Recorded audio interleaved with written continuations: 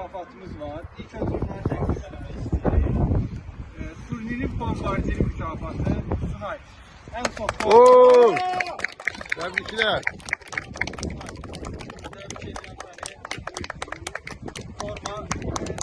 Normalde biz istemirik ki ayrı seçkili olsun. Her komandadan oyuncular çıxır. Ya Sunay en yaxşı oyunculardan biridir. Yani 3 en yaxşı oyuncudan biridir. En yaxşı oyuncu mükafatını da verə bilərdi.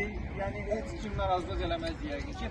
Ama bombardier olub en çok gol vuran da biz Sunay'a təqdim edirik. Təbrik edirəm. Tebrikler Sunay. Bravo. Turnirin en yaxşı oyuncusu mükafat. Sözün açığı burada bütün oyuncular yaxşıdır. Bütün hamısı. Yani adam üstünde Allah var. Ya tabii ki seçtiğimiz oyuncular da var ki mesela Sunay'dı, Məhəmməddi, Emil'in özüdür ki can koydular. Yarın finalda mesela qapçı kimi möhtəşəm oyun oynadı. Bizim qapçımız Ömer. Ama gəlin 3. yerini də bir uşağına bir mükafat təqdim eləyək deyə.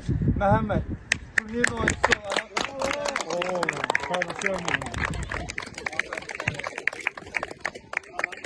Aldı topu. Sunay, sen bir tane mükafat almışsan. Sənə ikinci mükafatı yəni verənmirik ki, uşaqlar hamısı həvəslənsin. Amma sən ən yaxşılarına da layiqsən. Yəni bunu tam səmimi qəlbdən deyirəm sənə. Yəni inciliyi olmasın. Allah kömək olsun. Komandalara Allah. hədiyyə vermək. Məşqçilərimiz sağ olsunlar, təşəkkürümüzü bildiririk.